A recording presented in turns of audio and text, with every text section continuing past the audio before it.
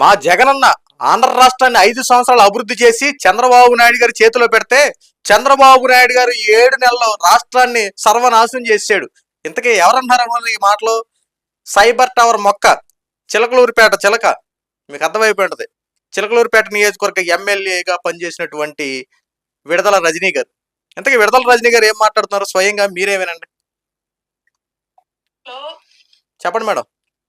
Electricity ఛార్జీలు పెరిగి ప్రజలు అనేక ఇబ్బందులు పడుతూ ఉంటే వారికి అండగా ఉందామని మా వైఎస్ఆర్ కాంగ్రెస్ పార్టీ నాయకుడు మా జగనన్న పిలుపునిస్తే విద్యుత్ పోర్ అనే కార్యక్రమంలో భాగంగా రాష్ట్ర వ్యాప్తంగా మా వైఎస్ఆర్ కాంగ్రెస్ పార్టీ వాళ్ళంతా కూడా అన్ని నియోజకవర్గాల్లో ఎలక్ట్రిసిటీ ఆఫీసెస్ కి వెళ్లి అక్కడ ప్రజలు ఇబ్బంది పడుతున్నారు, ప్రభుత్వం దృష్టికి ఇది తీసుకువెళ్ళాలి, ప్రజలకి భారం అవుతుంది, ఖచ్చితంగా ప్రభుత్వం దీనికి రెస్పాన్సిబిలిటీ వహించాలి, ఈ ఛార్జీలు తగ్గించాలని మేము రిప్రజెంటేషన్ ఇస్తే స్టేట్ మొత్తం జరిగితే, కానీ ఇక్కడ మన చిలుకూరుపేటలో మాత్రమే స్పెషల్.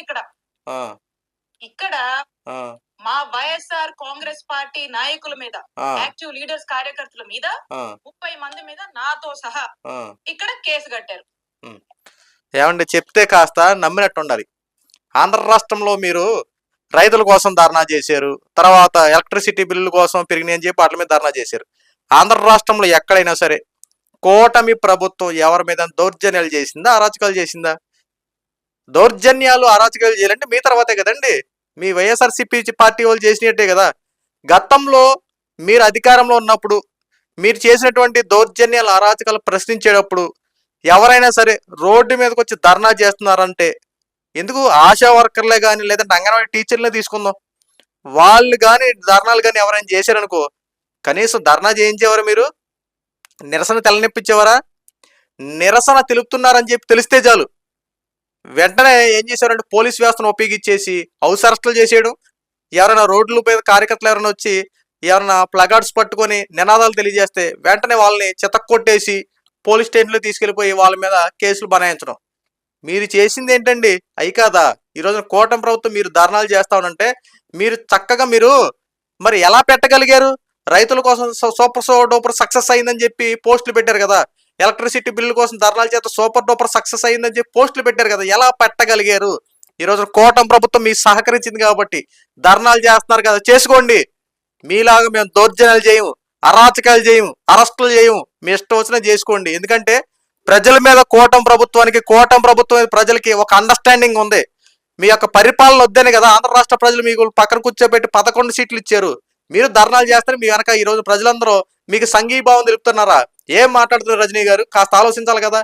మీ మీద ధర్నా కేసులు పెట్టారా అంటే మీరు చేసినటువంటి పనులు ఉంటాయి కదా, మీరు దౌర్జన్యాలు చేస్తారు కదా, ఆ టైప్లో చేసి ఉంటారు, మీ మీద కేసులు పెట్టి ఉంటారు. ఇంకేం మాట్లాడతారో చూడండి. మీరు ఇక్కడే చెప్పండి. మీకు ఒకటే చెప్పాలనుకుంటున్నా. చెప్పండి. ఈరోజు నా కుటుంబాన్ని మా వైఎస్ఆర్ కాంగ్రెస్ పాపం మేడం గారికి మాటలు రావట్లా, మీడియా అంతా ఉంది కదా, మాటలు రావట్లా పాపం. పార్టీ నాయకుల్ని కార్యకర్తల్ని మీరు ఇబ్బంది పెడతా ఉన్నారు.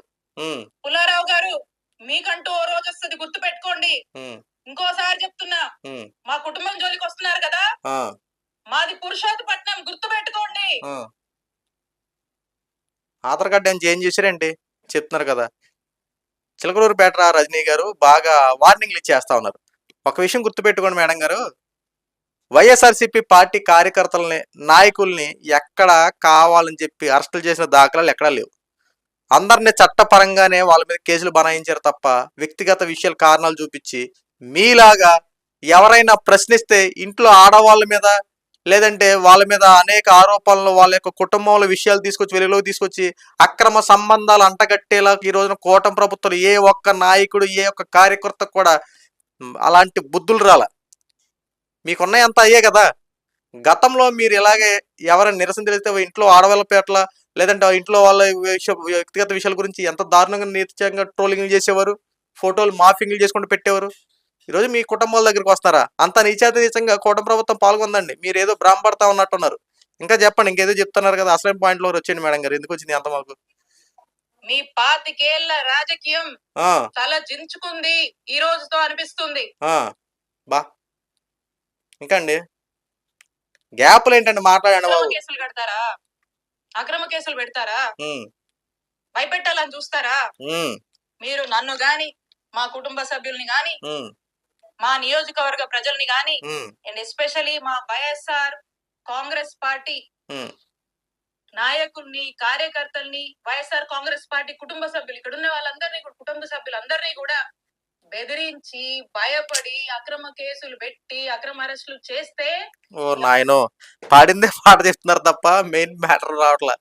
ఇంతకీ విడుదల రజనీ గారు చెప్పేది ఏంటంటే, వైఎస్ఆర్సీపీ పార్టీ కార్యకర్తల్ని అరగంట సేపు ప్రెస్ మీట్ పెట్టారు. ఆ అరగంట సేపు ప్రెస్ మీట్ లో ఇదే కార్యకర్తలు బెదిరించేస్తున్నారు, అది బెదిరించి. ఎందుకండి, ఎందుకు బెదిరిస్తారండి? ఏం చేస్తున్నారండి? కూటమి ప్రభుత్వం తన పని తాను చేసుకుంటా, ప్రజలకు కావాల్సిన అవసరాలు తీర్చుకుంటా, చక్కగా అడుగులు ముందుకేసుకుంటూ వెళ్తుంటే బురద జల్లి రాజకీయాలు చేసేది మీరా కాదా? చంద్రబాబు నాయుడు గారు ఏదైనా అభివృద్ధి పని స్టార్ట్ చేశారనుకో, దానికి వెంటనే గుంటకాన్ని నక్కలు ఎదురు చూస్తా కదా, అలా ఎదురు చూసుకుంటా వెంటనే సెటైర్లు వేసే ప్రోగ్రాం పెట్టుకునేది మీరా మేమా? చంద్రబాబు నాయుడు గారు పథకం రిలీజ్ చేసినా వెంటనే దానికి కౌంటర్ అటాక్లు ఇచ్చేది మీరా మేమా? ఎందుకండి వాస్తవాలు మాట్లాడండి. మీరు నోట్లోంచి మాట వస్తేనే కదా యువతలో మాట్లాడేది. మీరు ప్రశాంతంగా మీ పని మీరు చేసుకుంటే మీ మీద ఎందుకు మాట్లాడతారు? ఈ రోజు మీరు ప్రెస్ మీట్ పెట్టారు, ఈ రోజు నేను ఎందుకు మాట్లాడుతున్నా? మీరు చేసినటువంటి చక్కగా ప్రెస్ మీట్ పెట్టి మాట్లాడుతున్నారు కదా, వాస్తవాలు పక్కన పెట్టేశారు, దౌర్జన్య అరాజకులు పెరిగిపోయి చెప్పి మాట్లాడుతూ ఉన్నారు. ఇంకేమనంటే జగన్మోహన్ రెడ్డి అలా చేసాడు ఇలా చేసాడు అని చెప్పి మాట్లాడుతూ ఉంటారు. ఎందుకంటే వాస్తవాలు ప్రజలు చెప్పండి.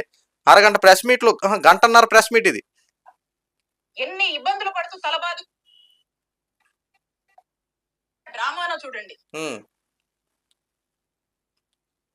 ఎక్కడా కూడా ఏదన్నా కూడా చట్టం తన పని తాను చేసుకుపోయింది తప్పితే మేము ప్రొవోక్ చేసి, మేము మా ఇంట్రెస్ట్ లేవి చెప్పి ప్రజల్ని ఇబ్బంది పెడుతూ ఈ రకమైనటువంటి అక్రమాలకు మేము పాల్పడలా. ఒక పీస్ఫుల్ ఎన్వైరన్మెంట్ ప్రతి ఒక్కరికి, అన్ని వర్గాల వాళ్ళకి మేము కల్పించి, ప్రతి ఒక్కరు కూడా సంతోషంగా ఉండి, వాళ్ళకి ఇంకేదైనా కష్టాలుంటే వాళ్ళకు మేము తోడుగా అండగా ఉండేటువంటి కార్యక్రమాలు చేశాం. అంత తోడుగా అండగా మీరుంటే ఈ రోజు 11 సీట్లు ఎందుకు ఇస్తారు మేడం? మీకు కనీసం ఆలోచన ఉండాలి కదా. మీకు 11 సీట్లు ఇచ్చి ఈ రోజు మిమ్మల్ని పక్కన కూర్చోబెట్టారంటే గత 5 సంవత్సరాలు మీరు రాష్ట్రానికి చేసినటువంటి ఒకసారి పనులు గుర్తు చేసుకోండి. మేము అభివృద్ధి చేసామంటారు, పథకాలు ఇచ్చామంటారు, ప్రజలకు మేము అండగా ఉన్నామంటారు, మా జగనన్న దేవుడు అంటారు. ఎందుకు వచ్చినాయండి? మీరు అన్ని అభివృద్ధి చేస్తే ఈ రోజు మీకు 11 సీట్లు రావు కదా. 150, 160 సీట్లు వచ్చినాయి గతంలో. మీకు ఈ రోజున కేవలం 11 సీట్లు ఇచ్చారంటే ఎంత దారుణంగా మీరు పరిపాలన చేశారో, ఎంత అరాచక పరిపాలన చేశారో మీకు అర్థమవుతుంది కదా. దౌర్జన్యాలు, అరాచకాల గురించి మీరు మాట్లాడుతూ ఉన్నారు. మీ ప్రభుత్వం చేసినట్లు మీరే ఎలెత్తి చూకున్నట్టు ఉంది ఒక రకంగా చెప్పాలంటే.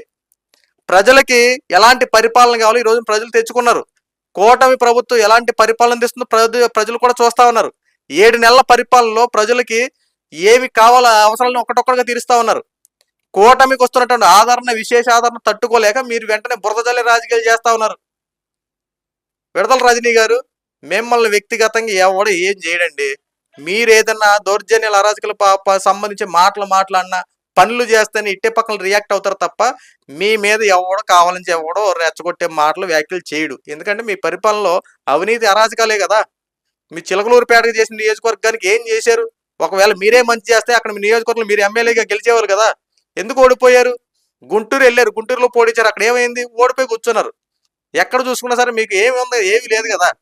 ఆ పైగా మీరు జనసేన పార్టీ చేస్తానో లేదా బీజేపీ చేస్తానని చెప్పి కొన్ని వార్తలు వస్తా ఉన్నాయి. సో బహుశా దాంట్లోకి వెళ్ళడం కోసం ఒక ట్రైలర్ వెర్షన్ రిలీజ్ చేశారేమో. సో రాబోయే రోజుల్లో ఏమవుతుందో చూద్దాం అంతే తప్ప బురద రాజకీయాలు, శవ రాజకీయాలు చేయమాకండి. మీ మీద కనీసం గౌరవం ఉంది. ఎందుకంటే సైబర్ టవర్ మొక్క అంటారు, చంద్రబాబు అడుగుజాల్లో నడిచానంటారు, తర్వాత జగన్మోహన్ రెడ్డి రాజకీయ భిక్షిచ్చాడని చెప్పి అంటారు, రకరకాల మాటలు మాట్లాడతారు. సో ఇలాగ ఎంటర్టైన్మెంట్ మాటలు మాట్లాడతారు కాబట్టి అలా మాట్లాడిన అంతే తప్ప ఇలా పెద్ద పెద్ద మాటలు మనకు వద్దండి. ప్రజలు చూస్తే వేరేలాగా అర్థం చేసుకుంటారు. ఇదేంటి సైబర్ టవర్ మొక్క అంటది, అలా మాట్లాడితే ఇలా మాట్లాడితే ఈ రోజు పెద్ద పెద్ద ప్రసంగాలు చేసేస్తుంది ఏంట్రా బాబు అనుకుంటారు. సో మనకు కాని విషయాలు మనకు వద్దు. సో కాస్త తగ్గి మాట్లాడుకుంటే చాలా మంచిది. సో ఈ వీడియో మీకు నచ్చితే లైక్ చేయండి, షేర్ చేయండి. ఇలాంటి మరిన్ని అప్డేట్స్ కోసం మన ఛానల్ సబ్స్క్రైబ్ చేసుకోండి.